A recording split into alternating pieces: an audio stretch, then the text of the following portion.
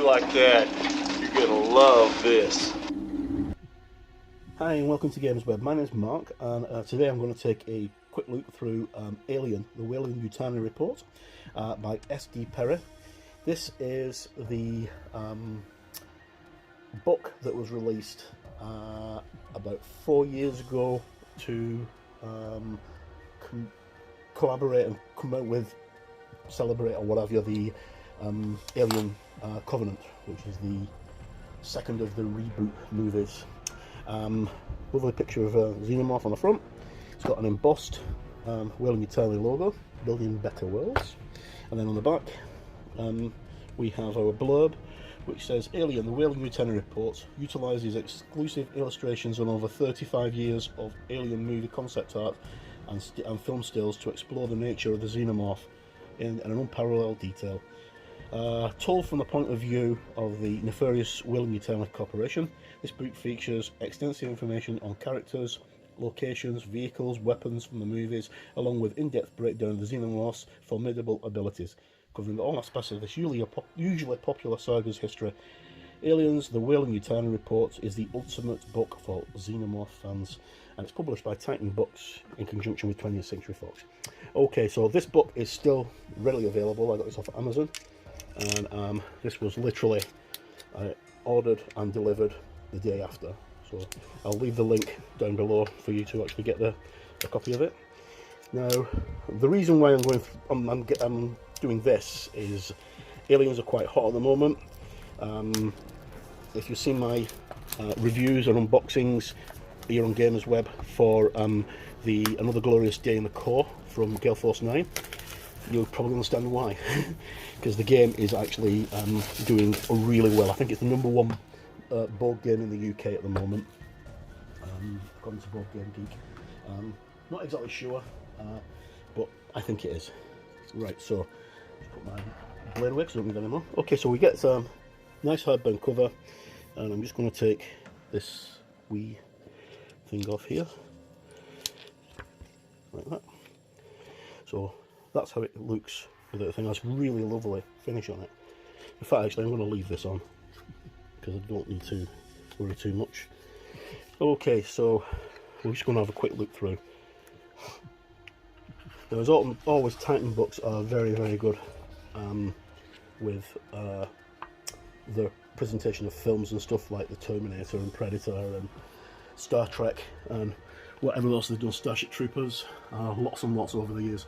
Okay, so warning, this report contains privileged information that is the property of Wayland-Yutani Corporation. Clearance level 52 and above only. Employees and contracted workers with clearance levels below 52 finding possession of this report can expect immediate termination and subsequent legal prosecution. Okay, so basically you're not to look through it. But it's alright, we know the guys at Wayland-Yutani, they'll let us look through. Okay, so we got a nice image of a chestburster, and then we jump straight in. So all the company details are throughout the book. Lots and lots of brilliant artwork. We have the timeline from the founding of Wayland-Yutani in 2000, all the way, actually I think that's the birth of Peter Wayland. No, it's not. It's 2012 it was founded, and Peter Wayland dies on 2093, which is in the events of Covenant. Prometheus, sorry. Okay, so lots and lots of stuff going through for our timeline. Then we have the different stages of the xenomorph itself, from egg to facehugger, chestburster and drone. Now there are more than one kind of alien xenomorph, so you've got drones, and you've got warriors, you've got queens, and there's reportedly the king as well, but that's not actually shown up on film yet. Maybe in the TV series that is coming out from Disney in the next couple of years that'll happen. Okay, so the late great John Hurt here, seen here with the xenomorph egg on LV-426 or Archeron or Archeron or Hadley's Hope, depending on what you want to call it. And lots and lots of eggs from Ridley Scott's film. Then we have the gestation of the life cycle of the xenomorph. So we've got the facehugger designed by Giga, and absolutely brilliant. I was lucky enough to see a Giga exhibition a few years ago. The guy's artwork was amazing, absolutely amazing. And then the chest burster, which is one of the most iconic scenes in cinema history. And then to the adult drone. And this is from the first Alien movie, although these were subsequently repeated in other movies. Now this isn't a drone, this is a warrior. This is slightly different, it's got a barbed tail. As you can see, it's got a brownish organic finish to it, whereas sometimes the aliens come across as either black or blue, depending on what we see. This is the alien from Alien 3, or the dog burster, and then Alien Queen and Ripley having a quick sleep with Jones the cat on the way back from blowing up the Nostromo. Right, so just quickly going to loop through. If you're an Aliens fan, this is, you know, like something you're really going to want to get hold of. I'm really looking forward to reading all the blurb in the background, and I'm going to use this in my campaigns of the Alien role-playing game from Freelagen or Freely Publishing. If you haven't checked that out, that is a game that is well worth checking out. It's definitely one of the best role-playing games of the past 20 years. Absolutely brilliant. Synthetic life forms, so we have David, then we have Bishop and Cole, and then atmosphere processing station on LV-426. Lots and lots of really cool stills. Some of these I definitely haven't seen before. And then some of the spaceships and spacecraft. The crew of the Prometheus, the alien derelict, although when we see it here it's not derelict because it actually flies. The engineers, which are the big creatures that we see first in Alien.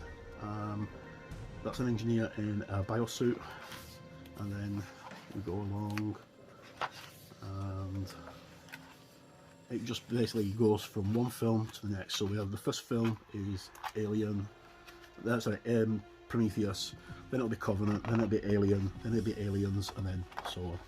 Encounter on LV-426, which is Alien. Here we have a nice fresco of, just one second, I'm going to try and get this all in focus, because this is a really nice picture of the Nostromo. There we go. Okay, so USCSS Nostromo, registration 180924609, which is the ship that we first encounter in the 1979 movie. And this is the landing part of the Nostromo. This actually breaks away from the big mining refinery part that stays up in orbit. And there's a smaller one at the bottom called the Narcissus, which is the escape shuttle. And then the crew, so we've got Dallas, Kane, Ripley, Lambert, Ash, Parker, Brent. All absolutely brilliant. And one of the best horror movies of the past 100 years, easily, by far.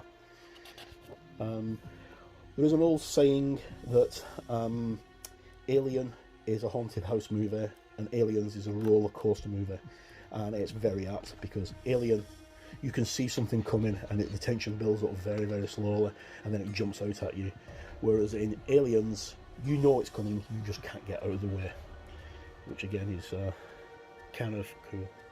Okay, right, just don't want to get any background in. Right. Okay. And here we have our first of our report things that are still in. So this is Lambert's incident recording quarantine protocol. This is the report that John Lambert filed with Mother, which is the computer on board the Nostromo, and when they came back from the derelict spaceship. And there's a chest burster after it's come out of Kane. In fact, actually, there's a picture of the chest burster. No, we don't have a picture of it. And then Ripley's disposition that she gives off to the investigating board. And then we jump forward in time to the incursion on Hadley's Hope, which is aliens. So lots of really cool details, especially if you're painting the models. And then we have the crew of the USS Sulaco and the passengers.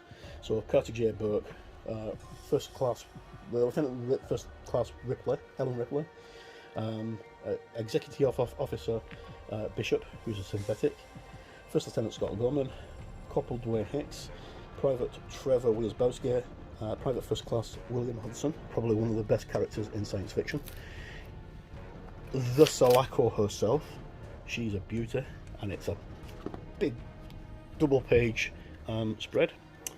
And then we have the rest of the crew. So we've got Rico Frost, Tim Crow, Corporal Colette Ferro, Private First Class Daniel Spunkmeyer. Ferro and Spunkmeyer die off camera. And then of course we've got Drake and Vasquez. But for some reason, Drake and Vasquez aren't there. I can't see them. Unless they're on the other side of this. No. Drake and Vasquez aren't there. And now there's a pawn. They might be on the next page. Oh well. As I say, we're reading this together for the first time. No, they're not. They're not there. And then this is the report that is read by Bishop, the Marachek John Jay, when he died, when they're trying to extract the facehugger from him. And then we just get into all the rest of the things. So there's your M41 Apex rifle with 10mm over and under grenade launcher. The smart gun, which is an M56A smart gun. The flamer, M240 incinerator unit. Really good picture of Frost's armour. Ideal for your Aliens bug game, the Glorious Deer and the Call. So you can get the colour scheme right. There's the Cheyenne dropship. The M577 APC, which is one of my favourite tanks in any movie. And then just more stills from the film and the timeline and breakdown of how the film went. Then we have another quick exhibition there, which is Hicks's final report before he goes into cryosleep. The P5000 power loader. And then this is Fury 161, which is the Furiana 161, or Fury as it's sometimes known. This is Alien 3, which was originally meant to be a big wooden pyramid, but they changed it at the last minute when it changed directors. The script was partly written by Josh Whedon, and it was, for some reason, it was changed at the last moment. And then we've got the crew and the inmates on board Furiana 161. Some amazing actors. Very, very good film. A lot of people really don't like Alien 3. If you go back and watch it in hindsight, it is amazing. It's fantastic. And here we have one of the most expensive pieces of practical prop in history. This is Sigourney Weaver's Bloodshot Eye. It cost, I think it was something like $20,000 to do Sigourney Weaver's eyes, because Sigourney Weaver can't wear contact lenses because she's got an allergy to the contact solution, and they had to come up with something, and it cost them a lot of money. I remember being a big thing being made about it when the film came out. Space Beast, which is just a quick novella, and it's the first couple of pages of the novella Space Beast. And then we've got Ripley getting ready to sacrifice herself, and USSM Aragara, which is from Alien 4, or Alien Resurrection, it's also known. And the Betty, which is the spaceship that they fly away to Earth at the end, and the cast and crew of the Betty, including Cole and Jonna and Elgin. Another pop out, which is quite cool. Getting towards the end of the book now, and then we come up to the newborn, or the alien infant, and then a new beginning. So this basically goes through all the different parts at the end of the film, and some of the artwork that wasn't actually used. You know, like using these things here, science fabrication of various components and things. And a lovely picture of loads of aliens. I saw this on Facebook a couple of weeks ago. It's a really nice picture. And then how to obtain your specimen, and then acknowledgements. And that, my friends, is that. That's a quick look at the alien Wayland-Yutani report from Titan Books by S.D. Perry. Obviously I've just quickly looked through it for the first time myself, but I'm really looking forward to actually sitting down and reading through all this. There's a wealth of information there, especially if you're a role player. If you play Alien, the role-playing game from Freely Publishing, I'll leave the links down below where you can get in the links in the comments section, where you can actually pick up your copy of it from. And also for Gale Force 9's Aliens board game. If you play either of those games, this book is for you. This is invaluable. A wee while ago I did a look at some of the art books for from Donna Kinsley for Star Wars, and I'll leave a link to that in the description as well, which is ideal for people who play the Star Wars role-playing game or Star Wars Legion, so you can get paint schemes right, and plus it gives you a wealth of information. Those books are aimed at children. This is aimed at adults. This is not a child's book. Those are aimed at children, but the reference material is like phenomenal, and you can get them quite cheap. Right, so thank you for tuning in. If you've got any comments, good or bad, please just leave them in the comment section below. No matter where you are in the world, please stay safe, look after yourself, and until next time, stay frosty.